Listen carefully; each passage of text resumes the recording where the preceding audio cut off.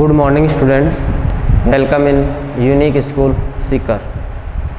In previous class we were studying about simple permanent tissue.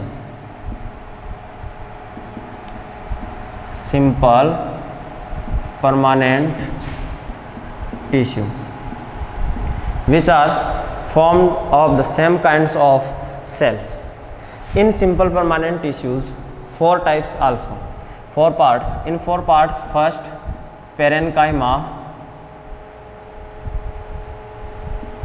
second parenchyma, third sclerenchyma, and fourth epidermis. In this three parts parenchyma, collenchyma and sclerenchyma की study हम previous class में कर चुके हैं। इस class में हम epidermis की स्टडी करेंगे। हमने एक स्लाइड फॉर्म की थी स्टेम की, और उस स्टेम की स्लाइड का जब अपन ने माइक्रोस्कोप से जब उसका ऑब्जर्वेशन किया तो ऑब्जर्वेशन में हमने क्या देखा था कि अपन ने एक डायग्राम के बेस पर समझा था कि ये सेल है। इस सेल के अपन ने ऐसे थ्री लेयर्स फॉर्म की थी। फिर अंदर की जो लेयर्स थी वो ऐसे फोल्डेड लेयर थी, और उसमें अपन ने यहाँ पर इस प्रकार की एक स्ट्रक्चर की स्टडी की थी। ठीक है, ये जो आउटर थ्री पार्ट्स थे, हमने कहा था सबसे जो आउट में जो होता है आउटर कवरिंग लेयर एपिडर्मिस। हम अब इस आउटर लेयर की स्टडी इस क्लास में करेंगे। ठीक है, और फिर ये जो लास्ट जो अंदर वाला पार्ट है जो कि कॉम्प्लेक्स परमानेंट टिश्यू है उसकी स्टडी हम करेंगे, जिसमें जाइलम और फ्लोएम की मेनली हम स्टडी करेंगे। तो अब यार epidermis is the outer covering layer of the tissue. तो ये जो सेल है, इस जो टिश्यू है, इसकी आउटर मोस्ट जो कवरिंग लेयर है वो क्या है? एपिडर्मिस है। ठीक है, ये जो एपिडर्मिस है, ये एपिडर्मिस अपन बात करें तो इस एपिडर्मिस पर कुछ स्मॉल जो है पोर्स प्रेजेंट होते हैं। इस पर क्या प्रेजेंट होते हैं? स्मॉल पोर्स प्रेजेंट होते हैं। उन स्मॉल पोर्स को हम क्या कहते हैं? स्मॉल जो पोर्स प्रेजेंट होते हैं, इन स्मॉल पोर्स को कहते हैं स्टोमेटा। इन स्मॉल पोर्स को क्या कहते हैं? स्टोमेटा कहते हैं। यानी कि जैसे ये एक सेल है, ठीक है, इस सेल के साथ में ये दूसरी सेल्स जुड़ी हुई है, यहाँ ये तीसरी सेल्स, इसके साथ में थर्ड सेल ऐड है। तो यहाँ इसकी जो सेल्स है, इस सेल्स के ऊपर इस टाइप की स्ट्रक्चर्स जो है वो प्रेजेंट होती है।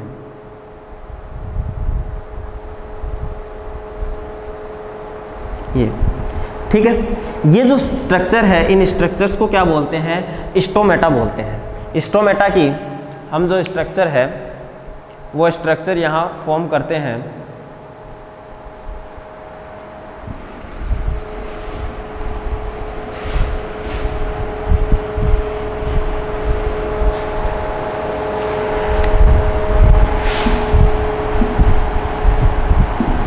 स्टोमेटा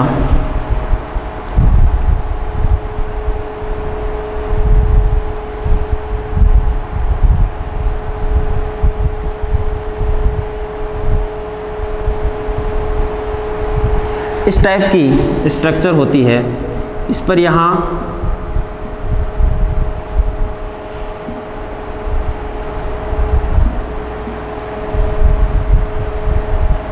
गार्ड सेल प्रेजेंट होती है। गार्ड सेल के पास में यहाँ ये क्रोमोप्लास्ट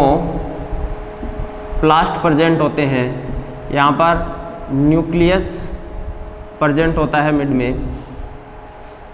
ये जो गार्ड सेल है, ये गार्ड सेल जब स्वेलअप होती है देन स्टोमेटा ओपन हो जाता है, और जब गार्ड सेल श्रिंक होती है देन स्टोमेटा क्लोज हो जाते हैं। जब गार्ड सेल जो है, ये गार्ड सेल ओपन कब होती है? गार्ड सेल ओपन होगी, जो गार्ड सेल है, ये गार्ड सेल स्वेलअप कब होगी? जब गार्ड सेल के अंदर वाटर जब इंटर करता है तो ये गार्ड सेल जो है स्वेलअप हो जाती है और स्वेलअप होने से स्टोमेटा जो है वो ओपन हो जाता है। इसके साथ में यहाँ पर क्या प्रेजेंट होते हैं, क्रोमोप्लास्ट प्रेजेंट होते हैं और न्यूक्लियस इसमें प्रेजेंट होता है, यानी ये क्या है, एक सेल है, यानी इसके अंदर क्या प्रेजेंट होते हैं, इसके सेल ऑर्गेनल्स। साथ में यहाँ अपनी इंपॉर्टेंट बात ये थी कि इसमें क्या प्रेजेंट होती है, गार्ड सेल प्रेजेंट होती है। ये जो स्टोमेटा है, ये स्टोमेटा कहाँ प्रेजेंट होते हैं, स्टोमेटा जो प्रेजेंट होते हैं ये कहाँ पर प्रेजेंट होते हैं, एपिडर्मिस के ऊपर।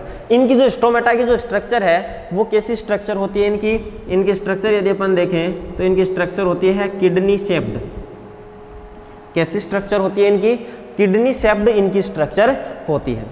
ओके, इन नेक्स्ट अपन बात करें एपिडर्मिस में, तो एपिडर्मिस यूजुअली क्या होती है, ये कि सिंगल लेयर होती है और ये जो सिंगल लेयर है ये किसका मेनली ये जो फंक्शन करती है कि जो जैसे ड्राई हैबिटाट्स के अंदर रहने वाले जो प्लांट्स हैं, ठीक है, तो उनकी सरफेस के ऊपर ये प्रेजेंट होती है, तो वहाँ से ये वाटर को बहुत ज़्यादा लूज होने से ये प्रोटेक्ट करती है। इसके अलावा ये जो है कैसी होती है, थिकर होती है। कैसी होती है, ये थिकर होती है, मोटी होती है। और आफ्टर देन यदि अपन बात करें तो ये अपन एपिडर्मिस को एक किस फॉर्म में देखते हैं, एपिडर्मिस को हमें एक प्रोटेक्टिव लेयर की फॉर्म में देखते हैं। क्या है ये, एक प्रोटेक्टिव लेयर है। और ये जो प्रोटेक्टिव लेयर है, ये प्रोटेक्टिव लेयर क्या करती है, ये प्रोटेक्शन करती है। प्रोटेक्टिव लेयर का फंक्शन क्या होता है, प्रोटेक्शन का इसका फंक्शन होता है। जैसे कि जो ये एपिडर्मल सेल है रूट्स के अंदर, यदि अपन रूट्स में एपिडर्मल सेल को देखें तो यहाँ ये क्या करती है, वहाँ पर वाटर के एब्जॉर्ब करने का फंक्शन करती है, वाटर को एब्जॉर्ब करने का। इन रूट के अंदर ये अपन देखें, स्टेम के अंदर तो इसके ऊपर क्या प्रेजेंट होते हैं, स्टोमेटा प्रेजेंट होते हैं जो कि ट्रांसपीरेशन की प्रोसेस में वाटर को क्या करते हैं, लूज करते हैं। यहाँ पर जो रूट जो है, रूट के ऊपर जो ये एपिडर्मल जो सेल्स प्रेजेंट होती है, ये एपिडर्मल सेल्स किसका फंक्शन करती है, वहाँ पर वाटर के एब्जॉर्प्शन का फंक्शन करती है। और वहाँ क्या होती है कि जो रूट की जो रूट है, उस रूट के ऊपर कुछ हेयर लाइक स्ट्रक्चर्स प्रेजेंट होती है। क्या प्रेजेंट होती है, हेयर लाइक स्ट्रक्चर्स प्रेजेंट होती है, जो कि वाटर एब्जॉर्प्शन के लिए जो सरफेस एरिया है उसका, उस सरफेस एरिया को इंक्रीज कर देती है। यानी जैसे कि ये एक रूट है, इस रूट के ऊपर क्या प्रेजेंट होते हैं, इस टाइप के हेयर लाइक स्ट्रक्चर्स प्रेजेंट होती है। ये जो हेयर लाइक स्ट्रक्चर है, ये हेयर लाइक स्ट्रक्चर क्या कर देती है, increase surface area, increase surface area for किसके लिए, for water absorption. Okay, these hair like structures increase surface area for water absorption, ठीक है, रूट में। इसके बाद में कुछ जो डेजर्ट प्लांट्स होते हैं, उन डेजर्ट प्लांट्स के अंदर भी इसमें क्या होता है, एक थिक वैक्स सी कोटिंग लेयर प्रेजेंट होती है। किसकी प्रेजेंट होती है, क्यूटिन की। किसकी प्रेजेंट होती है, क्यूटिन की एक थिक वैक्स सी लेयर प्रेजेंट होती है।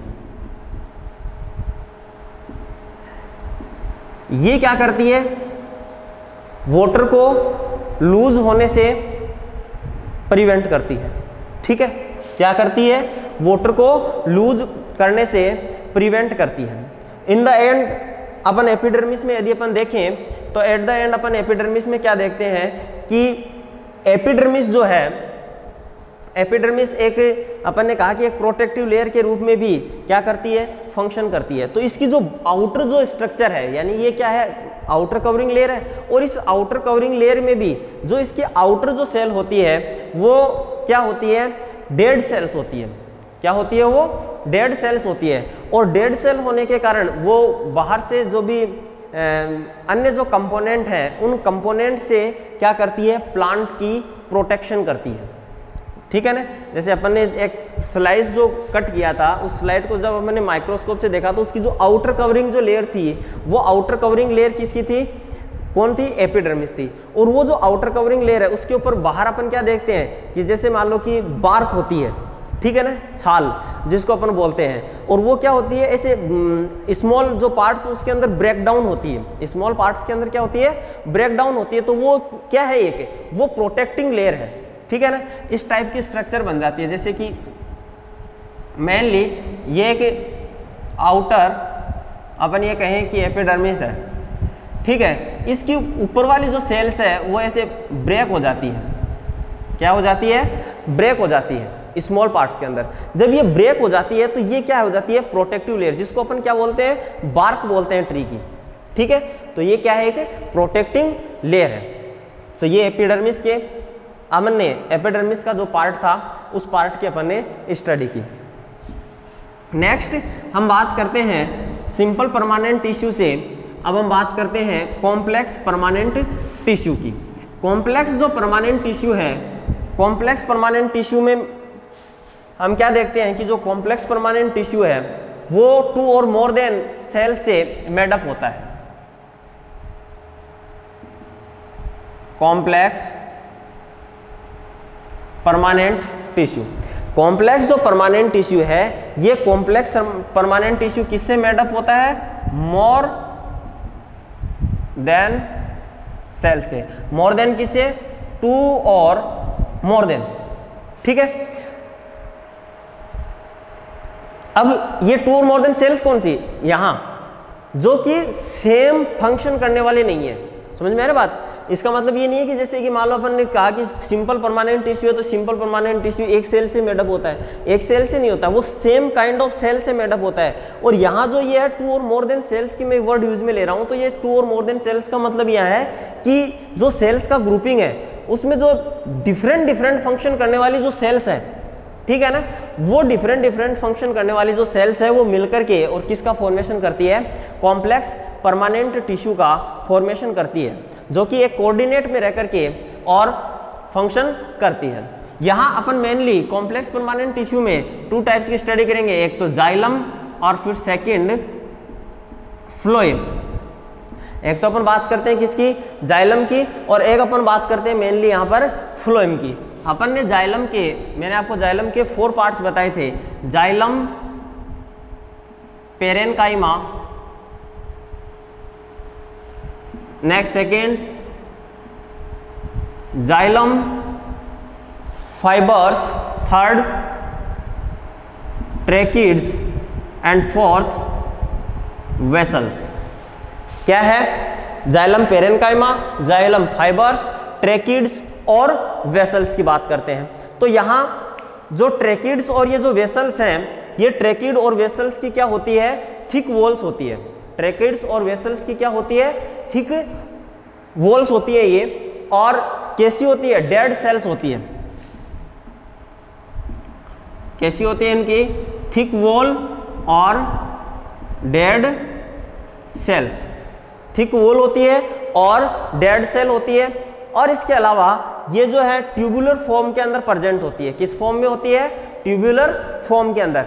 जैसे देखो अपन स्ट्रक्चर की बात करें, जैसे ट्रेकिड है, ठीक है, ट्रेकिड की अपन स्ट्रक्चर देखते हैं तो ट्रेकिड की स्ट्रक्चर इस टाइप की होती है।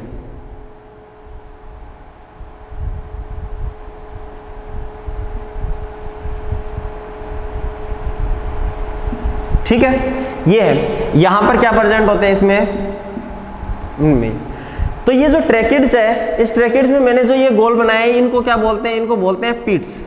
ठीक है, ये किसकी स्ट्रक्चर है, ट्रेकिड की, जो कि कैसी होती है, ट्यूबुलर फॉर्म के अंदर होती है। इसी प्रकार से जो वेसल है, वेसल की स्ट्रक्चर भी क्या होती है, ट्यूबुलर फॉर्म के अंदर ही होती है।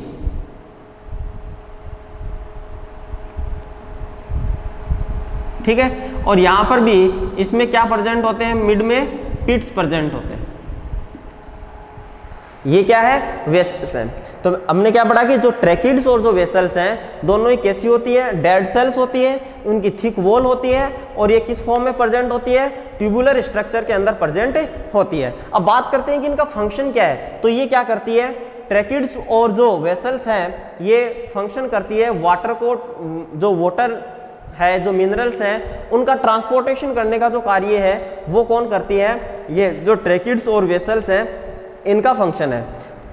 पेरेनकाइमा का अपन ने फंक्शन पढ़ा था, पेरेनकाइमा में अपन ने फंक्शन क्या पढ़ा था, पेरेनकाइमा का जब अपन ने सिंपल परमानेंट टिश्यू में पेरेन्काइमा की स्टडी की थी, वहां मैंने आपको बताया था कि पेरेन्काइमा जो है वो फूड का स्टोरेज करता है। क्या करता है? फूड को स्टोरेज। तो यहाँ जो जाइलम पेरेन्काइमा है, इस जाइलम पेरेन्काइमा का भी फंक्शन क्या है? ये फूड का स्टोरेज करता है। फूड को क्या करता है? स्टोरेज करता है। और जो जाइलम फाइबर्स है, ये इनके जो फंक्शन है, इन फंक्शन में इनकी हेल्प करता है। तो ये तो बात हुई किसकी? जाइलम की। अब बात करते हैं अपन नेक्स्ट फ्लोएम की। तो फ्लोएम में यदि अपन देखें मेनली तो 5 पार्ट्स के अंदर फ्लोएम जो है वो डिवाइड होता है। जैसे कि मैंने वहां आपको 4 पार्ट ही बताए थे, ठीक है। लेकिन इसमें जो सेव ट्यूब है और इसके साथ में एक सेव सेल जो है उसको हम और ऐड कर देते हैं। तो फ्लोएम के अंदर भी 2 तो सेम है, फ्लोएम पेरेन्काइमा, फिर फ्लोएम फाइबर, फिर सेव ट्यूब, फिर sieve cells and last companion cells. क्या प्रेजेंट होती है? सेल्स। तो ये इसको अपन फ्लोएम को इन 5 पार्ट्स के अंदर स्टडी कर सकते हैं, या इन दोनों के अपन दोनों को कहीं पर समटाइम इनको एक भी लिखा जाता है, सेव ट्यूब की फॉर्म में ही इनको लिखा जाता है। अब अपन इसकी फ्लोएम के डायग्राम से स्टडी करते हैं। देखो इसकी जो स्ट्रक्चर होती है वो इस टाइप की स्ट्रक्चर होती है इसकी।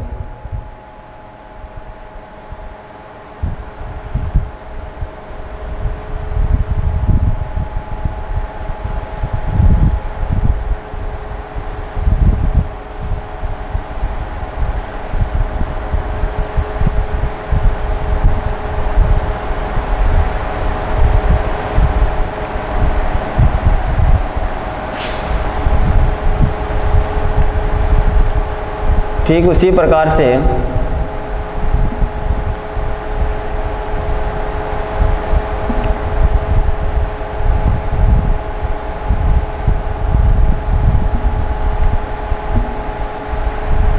ठीक है, इस टाइप की ये क्या होती है कि फ्लोएम की स्ट्रक्चर होती है। ठीक है, यहां पर ये जो है, ठीक है, इसमें भी आगे ये निकले होते हैं। तो ये क्या है? इसको बोलते हैं सेव प्लेट। ये जो पार्ट है इस पार्ट को क्या बोलते हैं? इसको सेव प्लेट बोलते हैं। फिर ये जो पार्ट है इसको क्या बोला जाता है? इसको सेव ट्यूब कहते हैं। क्या कहते हैं इसको? सेव ट्यूब कहते हैं। सेव ट्यूब के साथ में ये जो पार्ट जुड़ा हुआ है, ये इस पार्ट को क्या बोलते हैं? फ्लोएम। ये जो पार्ट है इस पार्ट को बोलते हैं अपन कंपेनियन सेल्स। ये भी जो है इसको 2 पार्ट्स में डिवाइड होता है, इस बिटवीन न्यूक्लियस प्रेजेंट होता है। ये क्या है? Companion cells. और इसके आउटर में जो ये सेल्स प्रेजेंट है इनको बोलते हैं फ्लोएम पेरेन्काइमा सेल्स। इनको क्या बोलते हैं? Phloem parenchyma cells. ये भी अंदर से इसको भी डिवाइड करते हैं। ठीक है, तो ये किसकी स्ट्रक्चर है? ये फ्लोएम की स्ट्रक्चर है। और इस फ्लोएम की जो स्ट्रक्चर है, इस स्ट्रक्चर के अंदर अपन ने क्या देखी? इसकी सेव प्लेट्स जो है, सेव ट्यूब है, कंपेनियन सेल है, पेरेन्काइमा सेल्स है।